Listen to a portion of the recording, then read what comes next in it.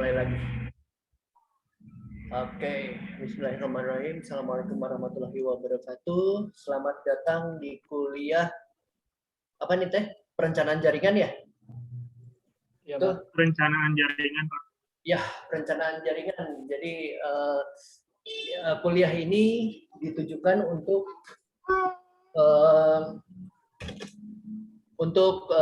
semua yang akan mengambil subjurusan manajemen jaringan.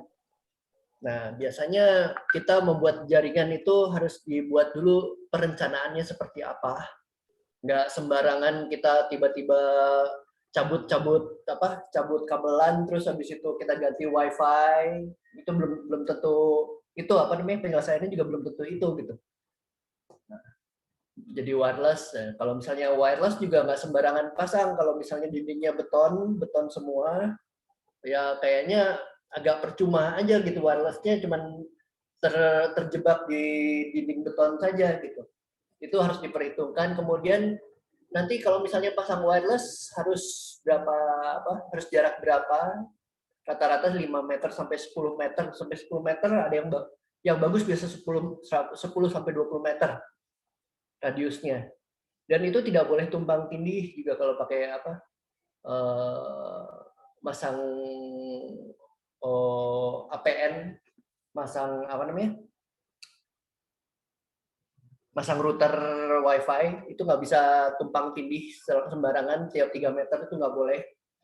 Karena nanti ada black spot ya, blind spot, ada blind spotnya, ada yang bagian yang nggak kebagian sinyal, itu juga seperti itu.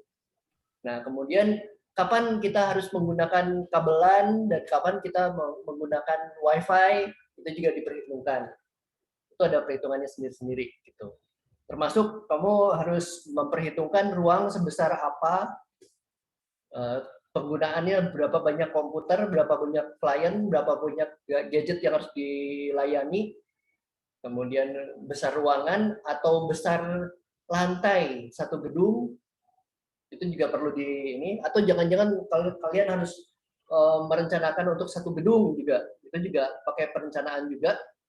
Jadi kalian harus tahu denah gedungnya seperti apa, denah kantornya seperti apa, kemudian bukan ciri khas, namanya sekat-sekatnya pakai apa, pakai beton, pakai kayu gitu ya, itu harus dikenali juga, karena kalau wifi mungkin nggak akan tembus gitu ya, pakai dinding beton dia akan terganggu. Kemudian apa saja yang bisa mempengaruhi wifi, apa saja yang bisa mempengaruhi kabelan, terus kemudian satu lagi kabel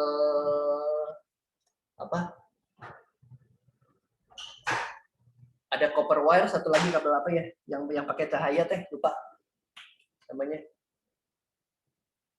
Nah, itu kapan kita harus bisa membelokkan kabel. Nggak sembarangan juga kita membelokkan kabel, kan ada yang isinya cahaya, itu nggak bisa 90 derajat juga, harus melingkar, dan macam-macam. Nanti juga saya sekaligus nanti akan ngajarin juga caranya membuat proposal buat tugas akhir kalau misalnya di subjurusan manajemen jaringan ini juga gitu. Perkenalkan, nama saya Estian Dwi Priyoko, saya pengajar untuk subjurusan manajemen jaringan. Banyaknya saya akan mengajari kalian toolsnya pakai, ada awal-awal pakai packet tracer dulu. Packet tracer dulu itu keluarannya Cisco. Jadi semua router di packet tracer itu semuanya Cisco. Kemudian komputer dan laptop di packet tracer juga sistem operasinya menggunakan Windows. Nah, nanti diharapkan kalian bisa menggunakan yang minimal pakai packet tracer hanya untuk penggambaran awal.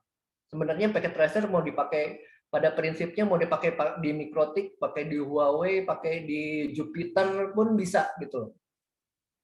Masih bisa digunakan dengan prinsip yang sama, cuman beda kalau dalam prakteknya Cisco, Linux sama Linux, Cisco sama Mikrotik itu beda-beda tipis ininya apa bahasanya. Mikrotik dan Cisco itu pakai alias, tapi di basically itu Linux semua ininya. Jadi saya akan mengajari kalian termasuk mengenal sistem operasi Linux juga gitu. Kenapa tidak pakai operasi Windows? Sistem operasi Windows itu banyaknya digunakan di klien. Dan saya mengakui bahwa kalau Windows di klien itu lumayan bagus ya, sebenarnya agak lumayan bagus meskipun dengan kelemahan virus. Mau yang pakai yang legal, pakai yang apa nih, yang Windows yang nomornya legal ataupun yang ilegal sama aja. Gitu. Masalahnya adalah virus. Itu kalau untuk server sendiri Windows itu tidak terlalu populer. Dia hanya bagus untuk intranet saja gitu. Kalau kalian pakai .NET, pakai intranet atau kemudian pakai intranet di satu kawasan network itu bagus-bagus aja ya. Tapi begitu dia terhubung sama dunia luar ya siap-siap bahaya-bahaya yang masuk. Itu kelemahannya Windows di situ. Pada prinsipnya cara kerja server menggunakan sistem operasi Linux dengan server dengan operasi Windows, algoritmanya sama, mirip. Cara kerjanya mirip, urutan kerjanya sama. Dari awal sampai akhir urutan kerjanya sama, yang beda bahasanya aja beda. Gitu ya, cuman beda terjemahannya aja. Tinggal menerjemahkan, oh kalau di Linux pakai ini, kalau di Windows pakai itu. Gitu. Itu aja, tapi urutan kerjanya sama persis. Mau kalian bikin server web seperti itu, mau kalian buat server email seperti itu, mau bikin firewall seperti itu, pakai DNS juga seperti itu, bikin domain name server, pakai Squid segala, pakai Squid itu hanya di Linux ya, kalau di Windows pakai firewall, itu macam-macam. Nah pada dasarnya nanti kita akan lebih banyak belajar menggunakan ini ya. Sebentar saya share screen dulu. Nah, kita menggunakan seperti ini. Ini saya cari dulu. Apa itu? Apa? Open sample season file. Oke.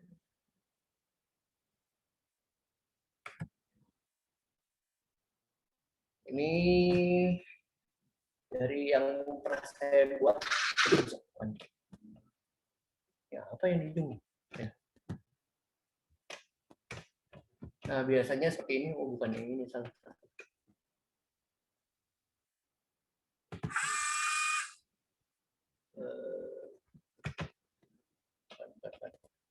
Salah.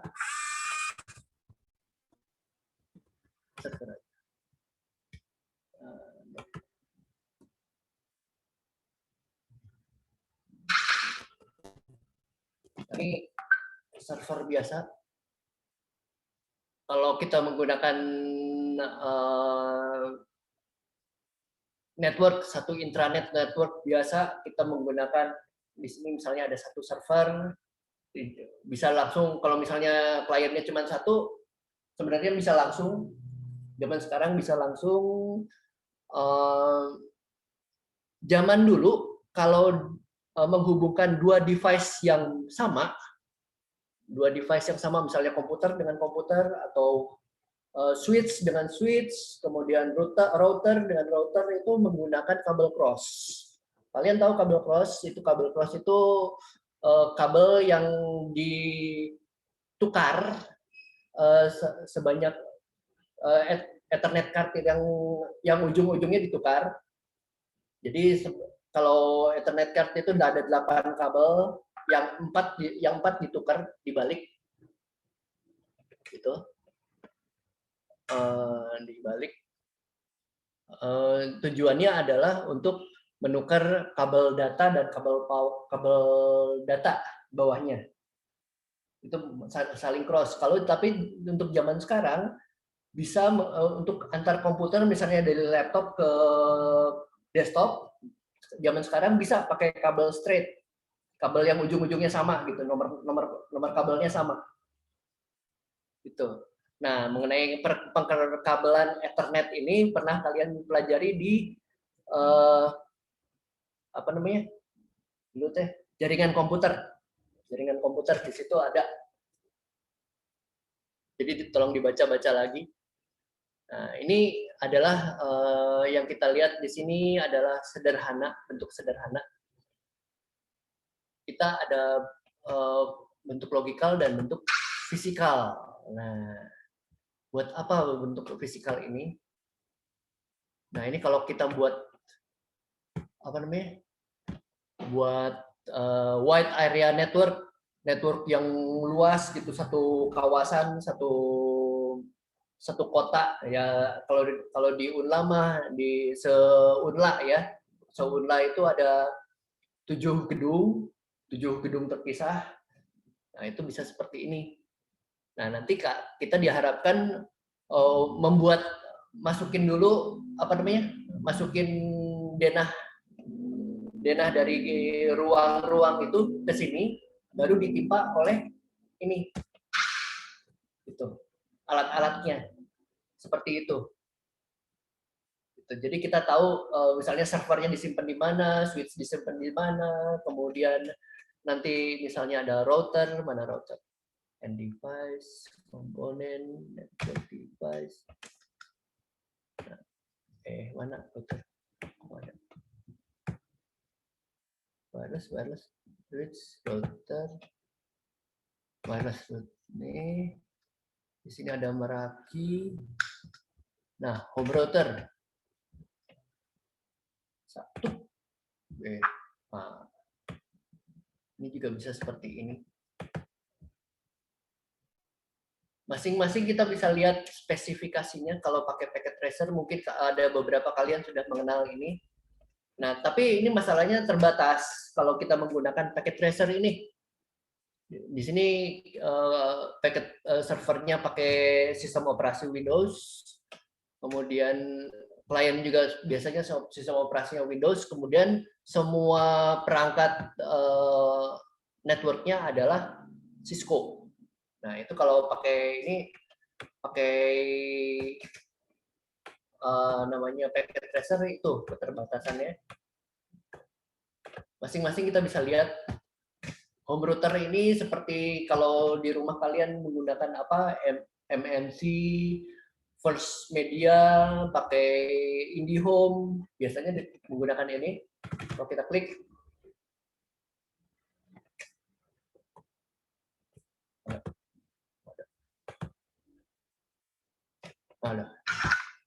ini kelihatan nggak nih?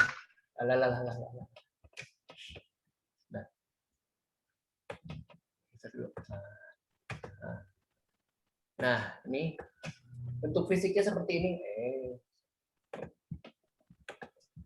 Nah, bentuk fisiknya seperti ini.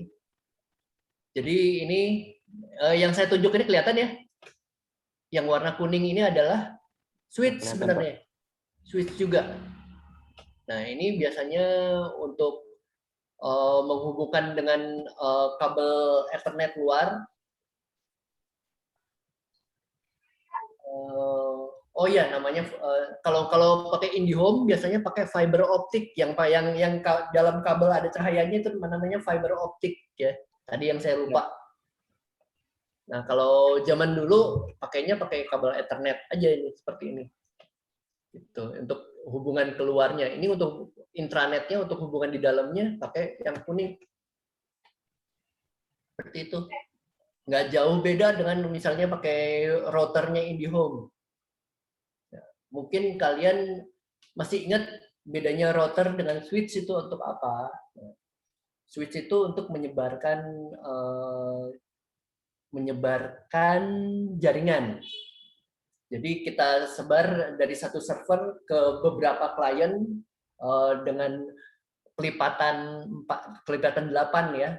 8, 16, 24, 32, kemudian 64 dan sebagainya. Per 8 per hexa. Per hexa, hexa 6 ya. Per 8 aja per okta. Seperti itu.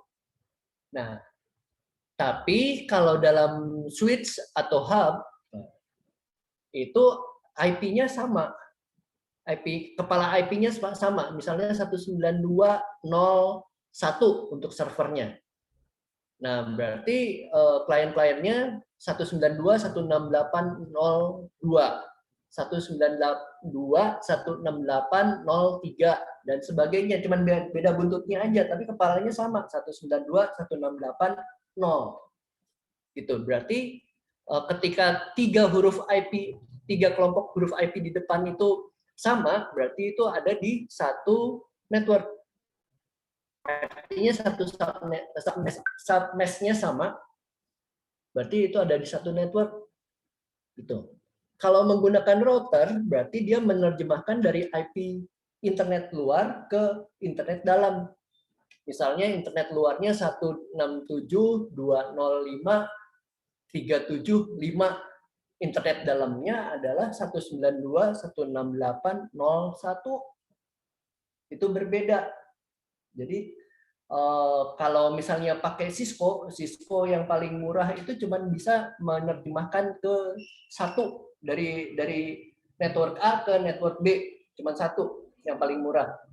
Kalau Mikrotik yang paling murah bisa 4 network. Itu keistimewaannya Mikrotik, bisa 4 network. Jadi network A ke network B, network C, network D, network E gitu. 4 itu sama masuknya ya. Jadi network A, network B, network C, network D. Paling banyak ya, paling sedikit 4 gitu yang paling murah. Tapi nggak tahu sekarang RB 450 lah mahal ya. Sekarang 748 yang murah itu. Nah, saya tahu 741, 748 Pak. Gitu. Ini hampir sama, mirip sama perangkatnya sama routernya IndiHome. Hanya saja zaman sekarang IndiHome menggunakan fiber optik. Nah, seperti yang saya bilang tadi, untuk kabel fiber optik karena dalamnya cahaya kita nggak boleh menekuk. Jadi nanti kamu kalau kalian harus merencanakan jaringan pakai fiber optik, tidak boleh ada 90 derajat, tekukan 90 derajat, itu harus melingkar. Di atas denah, biasanya di atas plafonnya melingkar. Kadang-kadang sampai diputar-putar gitu. Yang penting jangan potong kalau pakai fiber optik. Seperti itu. Jadi kalau misalnya kita pakai ini cuma pengenalan aja ya. Bentuknya switch seperti ini. Ini switch ada 12 tambah 12 berapa? 24. 24 port. 24 port itu melayani ya 24 klien. 24 klien itu udah termasuk sama servernya. Gitu. Tahu bedanya switch sama hub enggak? Kalau itu ada di jaringan komputer. Kalau hub itu hanya mendistribusikan saja, tapi kalau misalnya ada sinyal tabrakan, nanti hang semua satu network. Nah, kalau switch itu agak cerdas, jadi lalu lintas networknya diatur, digilir gitu. Dan ada lagi nanti istilahnya ada smart switch. Itu untuk keperluan yang berbeda lagi, misalnya kita harus mempercepat atau mempercepat jaringan, ada istilahnya looping, seperti apa. Tapi nggak sembarangan looping ya, bisa kadang-kadang looping sendiri bisa merusak performa jaringan. Nggak sembarangan gitu loh melakukan looping, hanya syarat-syarat tertentu saja melakukan looping, dan itu juga kabelnya beda lagi. Ini switch bentuknya seperti ini. Itu bisa dikonfigurasikan. Oh ya, saya belum lihat konfigurasinya. Kalau router mana ini?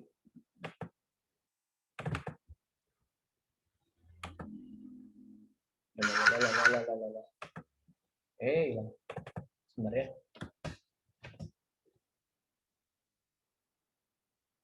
Anak hilang. Nah, ini kita bisa lihat di sini secara fisiknya seperti ini, physical konfigurasi seperti ini, konfigurasi klik-kliknya seperti ini. Biasanya kalau kita menggunakan modem WiFi, router WiFi atau router MiFi ya, yang kecil yang yang biasa kita sapuin, yang isinya bisa 4G, selalu kita dikasih program untuk interface program untuk mengatur, mengkonfig. Bentuknya seperti ini, nggak jauh lah, mirip. Ini sampai 5G. Ini 4G, 2.4G itu untuk untuk Wi-Fi-nya, sedangkan 5G untuk keluarnya. Nah ini antar mukanya. Nah kalau di web bentuknya seperti ini rata-rata. Ada yang warnanya merah, ada yang oranye. Ini kalau Cisco warnanya ini apa sih ini, ungu apa biru nih? Ya ini nih rata-rata. Tapi ini tampilan web. Gitu. Biasanya gini. Kalau misalnya kalian iseng-iseng dari satu jaringan klik ke di browser ketik 192.168.01 biasanya masuk ke sini atau defaultnya seperti ini gitu. Ini tampilan webnya seperti ini. Config ini sebenarnya konfigurasi juga sama dengan ini. Atributnya macam-macam. Ini kita bisa setting seperti apa. Wattnya 50 watt, rack unitnya ada 2 dan lain-lain. Itu juga nanti ada konfigurasinya seperti itu. Nah, server sendiri ada bisa konfigurasi.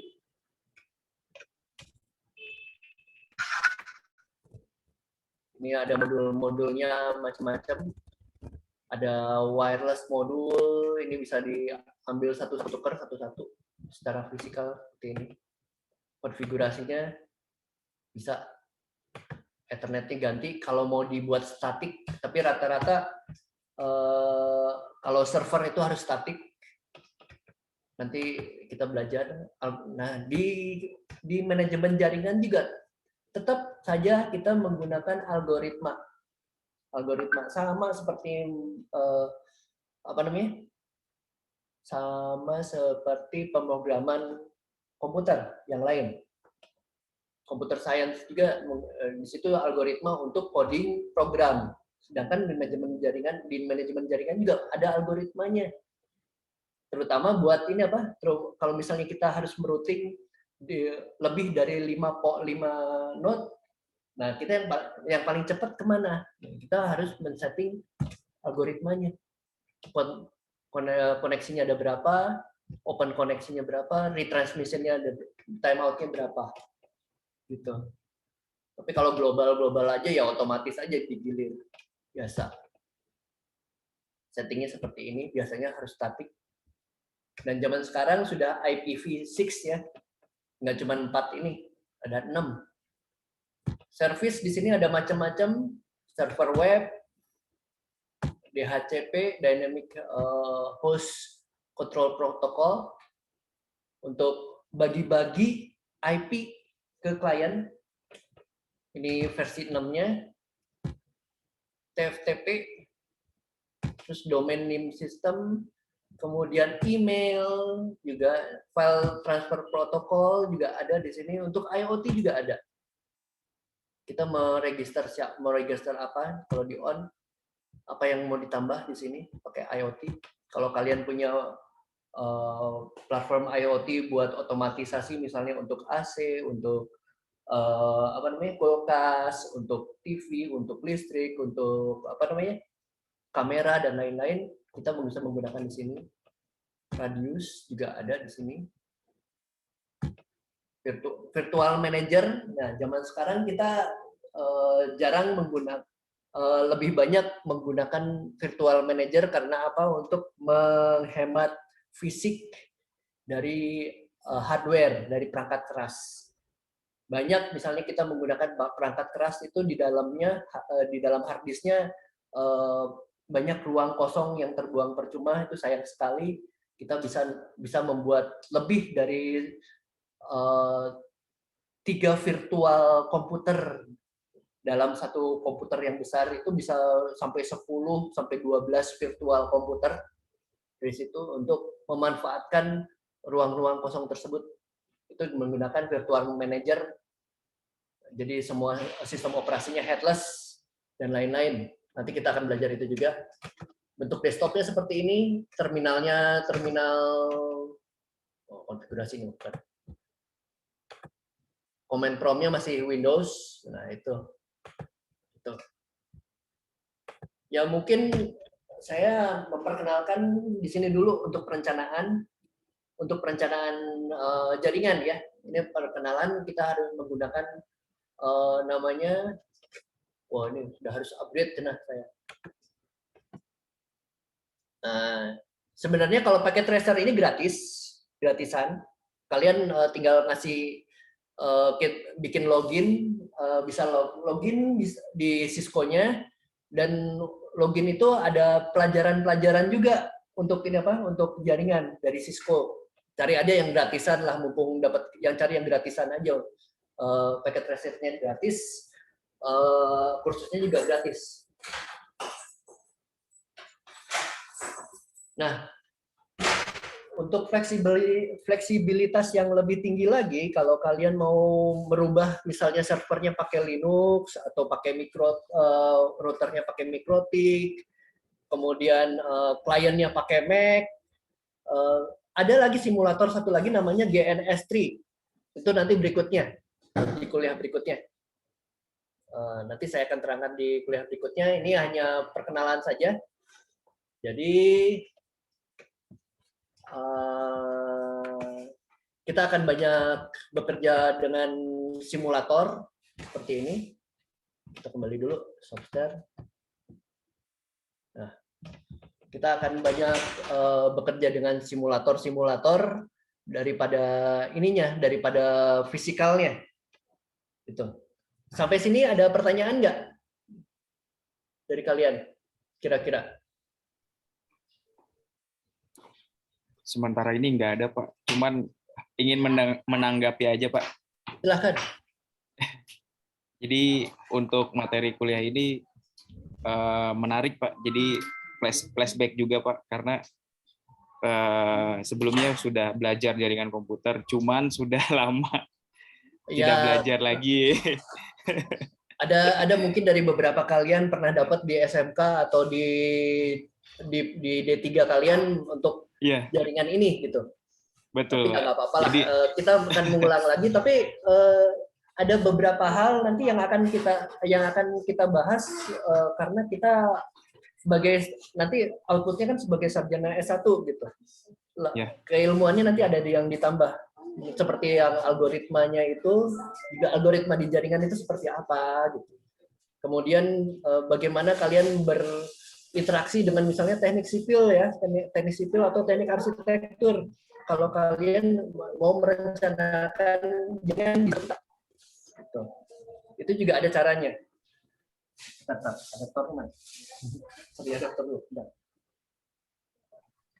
Itu juga nanti kalian harus berinteraksi sama mereka seperti apa. Nah, itu juga perlu dipelajari juga karena merencanakan jaringan. Kemudian ya tentu saja nanti merencanakan anggaran, kemudian merencanakan tenaga. Gitu, kalian kan mungkin nggak akan kerja sendiri. Gitu, kalian harus memperkerjakan orang. Kalau misalnya kliennya ada 100, komputer kliennya ada 100 gitu. Kalau kalian kerja sendiri ya mungkin bisa sih, zaman dulu juga saya bisa. Oke, sampai 250 saya kerjain sendiri meskipun saya nggak tidur 3 hari ya. Zaman itu bisa aja gitu. Cuman ya kuat-kuat aja tenaganya, jangan tipes. Gitu. Ada lagi pertanyaan? Dan di sini saya banyaknya pakai Linux ya. Jadi saya paksa kalian belajar pakai Linux juga. Ya masa kalian selama kuliah cuma pakai Windows aja. Udah pakai Windows bajakan aja. Ya itu gitu, menambah pengalaman kalian juga gitu. Semoga ini nanti jadi pengalaman menarik jadi buat kalian, jadi hal baru buat kalian. Mungkin nanti dari beberapa dari kalian memilih untuk membuat skripsinya manajemen jaringan juga itu sebenarnya nggak kalah menarik.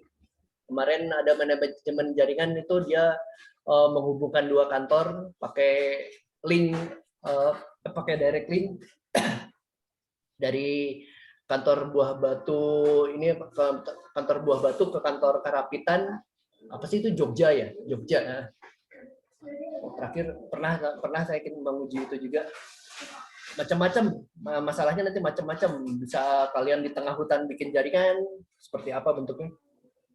Kalau kita bisa merencanakan itu semua. Mungkin pertemuan kita sampai di sini dulu karena sampai maghrib. Kita jam 5 sampai jam berapa sih sebenarnya? 18.30 ya? Pak. 18.30. Oh, 18.30. Ya. 18.30 sekarang kepotong maghrib ya? Iya, kepotong maghrib Pak. Gini, kita nggak akan banyak-banyak tatap muka. Sebenarnya kita yang perlu mungkin cuma setengah jam, setengah jam hingga 1 jam, 30 hingga 60 menit untuk diskusi. Nanti saya akan beri, saya belum tahu apakah saya akan pakai LMS-nya Unla atau pakai apa namanya, sebentar, saya lupa, Edmodo. Saya biasanya pakai Edmodo atau pakai LMS-nya Unla, saya belum menentukan itu. Tapi nanti saya akan segera umumkan. Nanti saya akan banyak memberikan materi di situ, kemudian memberikan tugas-tugas di situ, kemudian nanti kita ketemu hanya untuk diskusi 1,5 jam. Kita sebenarnya kuliah kita hanya setengah jam sampai 17.30 ya sebenarnya. Tuh, ya udah gitu aja. Oke, saya ucapkan terima kasih atas kehadiran sekalian. Ini udah mau azan awal. Sebentar difoto dulu. View-nya saya ganti dulu. Gallery view. Foto 1, 2, 3. Oke. Terima kasih atas kedatangan kalian. Kita ketemu lagi minggu depan di jam yang sama. Ya, di jam yang sama. Nanti saya linknya mungkin yang sama juga. Oke, terima kasih. Assalamualaikum warahmatullahi wabarakatuh.